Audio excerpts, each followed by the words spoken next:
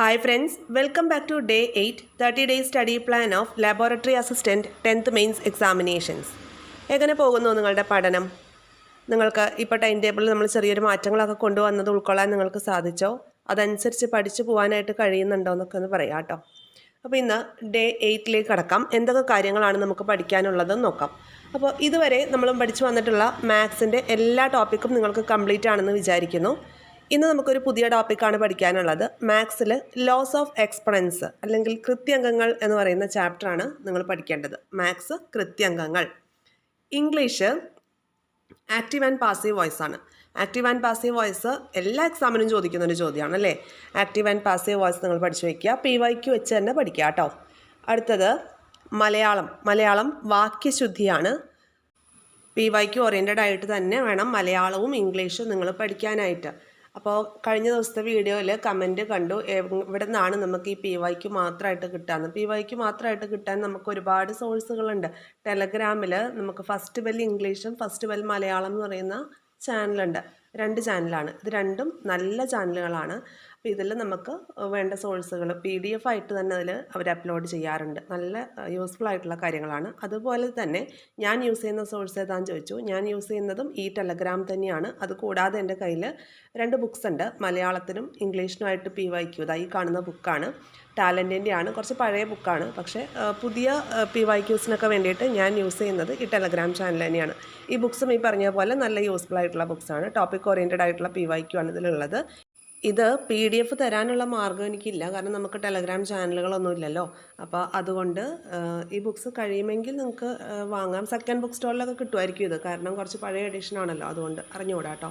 അത് നിങ്ങൾ അന്വേഷിക്കുക വേണമെന്നുണ്ടെങ്കിൽ. അതിൻ്റെ ഒന്നും ആവശ്യമില്ല. ഈ ടെലഗ്രാം ചാനലിൽ തന്നെ ധാരാളം ക്വസ്റ്റ്യൻസ് PDF ഫയലായിട്ട് തന്നെ അവർ അപ്ലോഡ് ചെയ്യാറുണ്ട്. അത് തന്നെ നമുക്ക് ഒരുപാട് യൂസ്ഫുള്ളാണ്. ഇനി അടുത്തതിലേക്ക് വരുമ്പോൾ കറണ്ട് അഫെയർസ് ഫെബ്രുവരി 2024 ആണ് പഠിക്കേണ്ടത്. PSC ബുള്ളറ്റിൻ റിലേറ്റ് ചെയ്ത് തന്നെ നിങ്ങൾ പഠിക്കാം. ഇനി അടുത്ത നമുക്ക് ഹോട്ട് ചാപ്റ്റേഴ്സിലേക്ക് വരുമ്പോൾ SCERT ഹോട്ട് ചാപ്റ്ററിലേക്ക് വരുമ്പോൾ ജോഗ്രഫിയിൽ പഴയ 9th സ്റ്റാൻഡേർഡിലെ ചാപ്റ്റർ 8 ഇന്ത്യ സാമ്പത്തിക ഭൂമിശാസ്ത്രം എന്ന് പറഞ്ഞിട്ടൊരു ചാപ്റ്റർ ഉണ്ട്. അതിൽ ഇന്ത്യൻ കാർഷിക രംഗവും അതുപോലെ വ്യാവസായിക രംഗവുമായി ബന്ധപ്പെട്ടിട്ടുള്ള കാര്യങ്ങളും ഗതാഗത മാർഗ്ഗങ്ങളെക്കുറിച്ചുള്ളതും നല്ലൊരു ചാപ്റ്ററാണത്. അത് പഠിക്കാം. ഇനി ഹോട്ട് ടോപ്പിക്കിലേക്ക് വരുമ്പോൾ ഇന്ത്യൻ കാർഷിക രംഗം, അതായത് നമ്മുടെ ഈ SCERT ചാപ്റ്ററിൽ കവറായി പോകുന്ന ഭാഗമാണത്.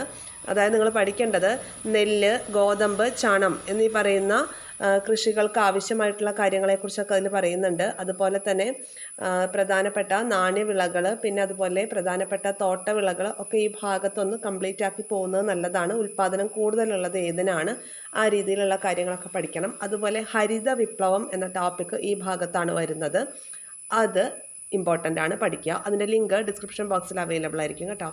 ഇനി ഭൂമിശാസ്ത്രപരമായിട്ടുള്ള ക്ലാസിഫിക്കേഷനിൽ ഡേ 6 നിങ്ങൾ ഉത്തരപർവ്വത മേഖല പഠിച്ചു. ഇനി നാളെ ഉപദ്വീപീയ പീഠഭൂമി എന്ന ഭാഗം പഠിക്കുക.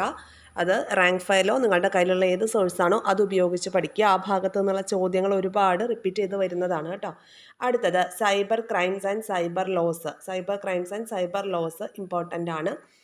അത് നമ്മൾ ഒരു വീഡിയോ നാളെ 2 മണിക്ക് 10th മെയിൻസ് ഹോട്ട് ടോപ്പിക് എന്ന പ്ലേലിസ്റ്റിലേക്ക് അപ്ലോഡ് ചെയ്യാം. അപ്പോൾ അത് നിങ്ങൾ കാണാം. അടുത്തത് സർക്കാർ പദ്ധതികൾ 2024.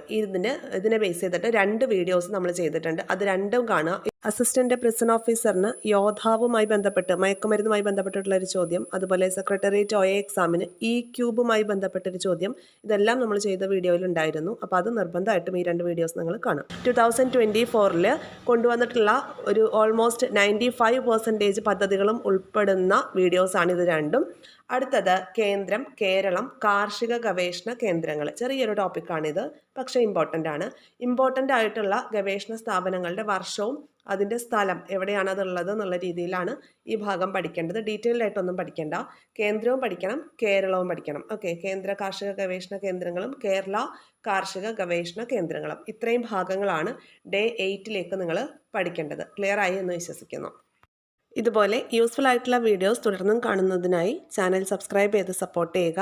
ഷെയർ ചെയ്ത് നിങ്ങളുടെ ഫ്രണ്ട്സിലേക്ക് കൂടി എത്തിക്കുക. അഭിപ്രായങ്ങളെല്ലാം കമൻറ്റ് ബോക്സിൽ രേഖപ്പെടുത്തുക. Thank you all. Have A nice day.